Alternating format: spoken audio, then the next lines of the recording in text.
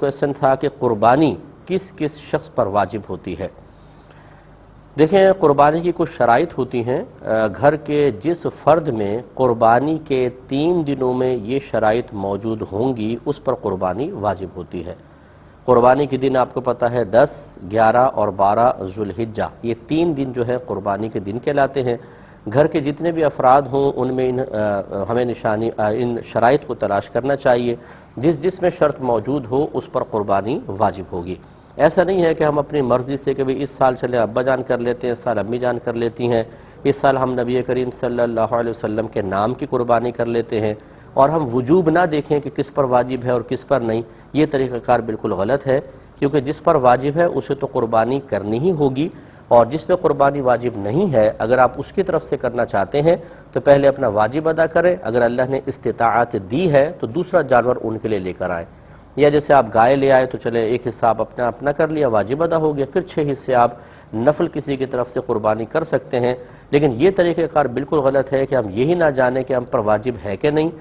اور بالفرض واجب ہو رہی ہو اور ہم کسی اور کی طرف سے نفلی قربانیاں کرتے رہیں، اس میں ہم گناہ گار ہوں گے اور ثواب حاصل نہیں ہوگا۔ اب قربانی کی چند شرائط ہیں۔ نمبر 1 مسلمان ہونا، نمبر 2 بالغ ہونا، کیونکہ نابالغ پر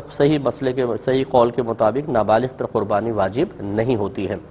تیسرا ہے مقیم ہونا، یعنی انسان مسافر نہ ہو۔ مسافر وہ شخص ہوتا ہے جو شہر کی حدود سے باہر نکل گیا اور ارادہ ہو کم از کم 92 کلومیٹرز دور جانے کا، اور پھر وہ کسی شہر میں پہنچا، فرض کریں جب تک سفر میں رہے گا مسافر ہے، اور کسی شہر میں پہنچا ہو اور 15 دن سے کم ٹھہرنے کی نیت کی ہو تب بھی مسافر رہے گا۔ اسی طرح کہیں پہنچ گیا، واپس آ رہا ہے، رستے میں مسافر رہے گا جب تک کہ اپنے شہر کی حدود میں داخل نہ ہو جائے۔ تو یہ جو شرعی مسافر ہوتا ہے اس پہ قربانی واجب نہیں ہوتی ہے، تو مقیم ہونا۔ اور چوتھا مالی کے نصاب ہونا۔ اچھی طرح یاد رکھیں کہ قربانی کے نصاب میں اور زکوٰۃ کے نصاب میں تھوڑا سا فرق ہے۔ زکوٰۃ کے نصاب میں اگر سونا ہے تو کم از کم 7.5 تولہ سونا، چاندی ہو تو 52.5 تولہ، اگر کیش ہے تو 52.5 تولہ چاندی کے برابر ہونا چاہیے، جس کی مالیت آج کل 40,000 کے قریب ہے، اور مال تجارت اگر ہو تو اس کی مالیت بھی 52.5 تولہ چاندی کے قریب پہنچ جائے۔ اس کے علاوہ جو رہنے کا مکان ہے، جو اضافی مکان جو آپ نے کرائے پہ چڑھائے ہوئے ہیں، ان کی قیمت کا اعتبار نہیں ہوتا، یہ زکوٰۃ ہے۔ لیکن قربانی میں یاد رکھیں کسی بھی قسم کا مال جو آپ کی حاجت ضروریہ سے زائد ہو اور اس کی مالیت 52.5 تولہ چاندی تک پہنچ جائے، اور آپ پہ کوئی اتنا قرضہ وغیرہ بھی نہ ہو کہ اگر اس کو نکالیں تو یہ مالی مقدار ختم ہو جائے، تو سمجھ لیجئے کہ پھر آپ پہ قربانی واجب ہے۔ مثال کے طور پہ کسی کے پاس 2 تولہ سونا ہے، قربانی واجب ہوگی، کیونکہ 2 تولہ سونے کی قیمت یقیناً 52.5 تولہ چاندی سے زیادہ ہے۔ اسی طرح اگر آپ نے کوئی مکان کرائے پر دیا ہوا ہے، وہ سمجھ لیں آپ کی ضرورت سے زائد ہے، اس مکان کی قیمت کا قربانی کے واجب کرنے کے سلسلے میں اعتبار ہوتا ہے۔ ایسے آپ نے دکان کرائے پر دی ہوئی ہے، آپ کے پاس 3 گاڑیاں ہیں، ایک آپ کے استعمال میں ہے، 2 ہیں، ایک ایسی کھڑی ہوئی ہے، اس کی قیمت کا اعتبار ہوتا ہے۔ حتیٰ کہ فقہاء نے فرمایا کہ اگر آپ کے 6 کمرے ہیں، مثال کے طور پر آپ 4 استعمال کرتے ہیں، 2 ایسی تالا لگا ہوا ان کو یوز نہیں کرتے ہیں، ان کی قیمت کا بھی اعتبار ہوگا، کیونکہ یہ ضرورت سے زائد ہے۔ تو بس اب آپ کے گھر میں آپ تمام جو گھر والے ہیں جو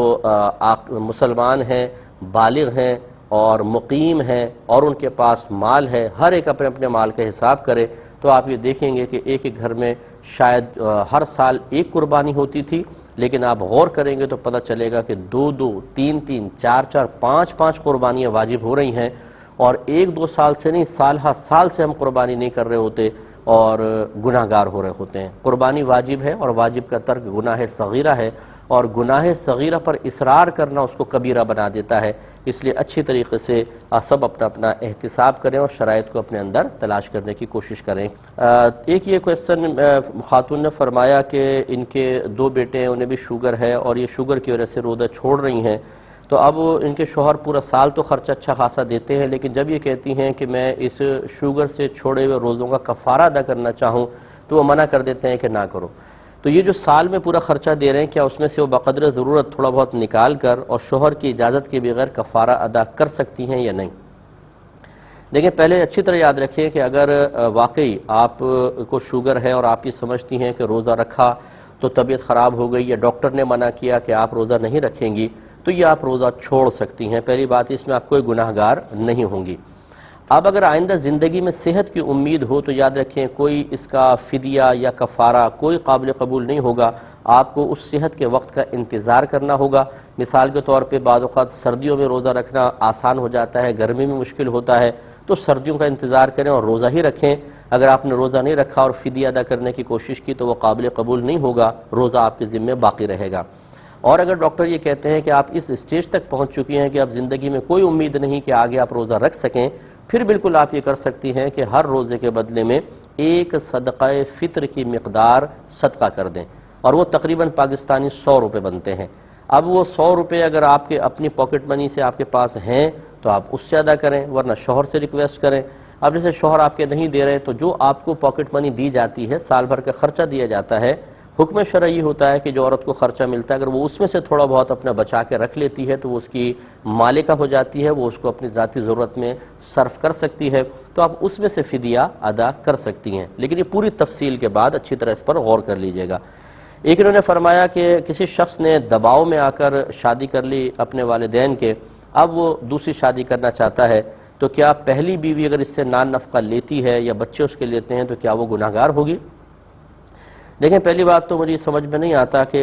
وہ پہلے اتنا بزدل کیسے تھا اور اب ٹارزن کیسے ہو گیا۔ ماں باپ تو اب بھی ہوں گے، تو پہلے ان کے دباؤ میں آ کے شادی کر لی اور اب یہ اپنی نفسانی خواہش کو پورا کرنے کے لیے اب چاہے ماں باپ ناراض ہوں، چاہے ان کا دل ٹوٹے، کچھ بھی دوسری شادی کرنی ہے۔ اس پہ بھی ہمارے نوجوان ذرا توجہ کریں کہ پہلے وہ بالکل مجبور محض بن کے دکھاتے ہیں، جب کسی کی بچی کی زندگی خراب ہو چکی ہوتی ہے کہ وہ شادی کر لیتے ہیں، پھر وہ اس سے اجنبیت کا مظاہرہ کرتے ہیں اور بے رغبتی اور اس کی طرف توجہ نہیں کرتے، پھر اپنی نفسانی خواہش پوری کرنے کی طرف آتے ہیں، اور وہ مجبوریاں جس کی بنا پر وہ کہتے ہیں ہم نے زبردستی شادی کرنی پڑی تھی، اب وہ مجبوریاں ان کو کوئی نظر نہیں آتی۔ تو یہ بالکل غلط چیز ہے، کسی کی بچی کی زندگی خراب اس طرح نہیں کرنی چاہیے۔ آدمی پہلے ہمت کرتا ہے میں نہیں کرتا ہوں شادی، ٹھیک ہے آپ کی مرضی ہے آپ نہ کریں تو نہ کریں، لیکن اس طرح نہیں کرنا چاہیے۔ بہرحال اب اگر یہ دوسری شادی کرتے ہیں تو اس سے پہلی بیوی کا کوئی حق ساقط نہیں ہوتا، ان کا بھی نان نفقہ واجب رہے گا، ان کے بچوں کا نان نفقہ کیونکہ وہ اسی کی اولاد ہیں، اور نئی بیوی کا بھی نان نفقہ اس کو دینا ہوگا۔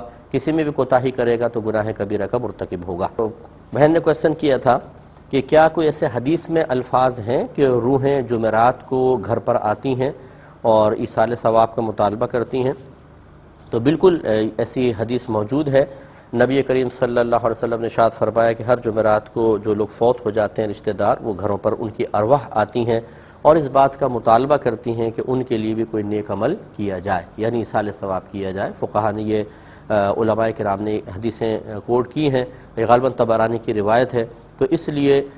مطلب جمعرات کو خاص طور پر یہ اہتمام ہمارے مسلمانوں میں رائج ہے کہ اپنے مردوں کے لیے نوافل وغیرہ ادا کرنا یا اللہ تعالیٰ کے لیے کھانا پکانا، اللہ سے ہی ثواب کا ارادہ ہوتا ہے، اور پھر اس کو غریبوں کو کھلا دینا، نیت یہ ہوتی ہے کہ اس کا ثواب فلاں تک بھی پہنچ جائے، تو اس میں شرعاً کوئی حرج نہیں اور بہت اچھی چیز ہے کہ اس سے مردوں کو راحت ملتی ہے۔ ایک بھائی نے کویسچن کیا کہ وقوف عرفہ میں بعض لوگ ایسے ہوتے ہیں کہ وہ دھوپ میں ہی رہتے ہیں، بعض چھتری یوز کرتے ہیں، بعض خیمے میں رہتے ہیں، بعض کبھی اندر جاتے ہیں کبھی باہر جاتے ہیں، تو یہ اس کا کوئی کفارہ وغیرہ ہے یا نہیں ہے؟ دیکھیں شریعت نے وقوف عرفہ فرض قرار دیا ہے اور حج کا رکن اعظم ہے، لیکن اس کے لیے کوئی خاص کنڈیشن نہیں رکھی، اور نہ یہ شریعت کی طرف سے مطلوب ہے کہ انسان وہاں پر اپنے آپ کو شدید قسم کی اذیت میں مبتلا کرے تبھی اس کا وقوف عرفہ قبول ہوگا یا بہت زیادہ ثواب ملے گا، ایسا نہیں ہے، یہ مطلوب شرع نہیں ہے۔ لہٰذا وقوف عرفہ ہو گیا، کوئی باہر رہے تب بھی ٹھیک، کوئی خیمے کے اندر رہے، کوئی چھتری استعمال کرے، کوئی باہر رہے اور جب زیادہ وہ اس کو تمازت محسوس ہو تو وہ خیمے کے اندر چلا جائے، تمام چیزیں جائز ہیں۔ شریعت نے اس پہ نہ کسی چیز کا حکم دیا نہ کسی سے منع کیا، تو کفارہ کس چیز کا؟ لہٰذا بلکہ حکم شرع یہ ہوتا ہے کہ خواہ اپنے آپ کو اذیت اور تکلیف میں مبتلا نہ کریں۔ لہٰذا یہ کوئی کمال نہیں ہے کہ آپ خیمے کو چھوڑ کے آئیں، دھوپ میں تمازت کے اندر آ کر بیٹھ جائیں اور خوب اپنے آپ کو گرمی پہنچائیں اور یہ ارادہ ہو کہ شاید اب میرا وقوف عرفہ میرے لیے بہت زیادہ باعث بلندی درجات ہو جائے گا، یہ مناسب نہیں۔ اپنے آپ کو اس طرح شدید اذیت میں مبتلا کرنا بھی ٹھیک نہیں ہے۔ آپ خیمے میں بھی رہیں تو اچھی خاصی گرمی ہوتی ہے، وہاں ٹھیک ہے، کوئی اس پہ حرج نہیں ہے۔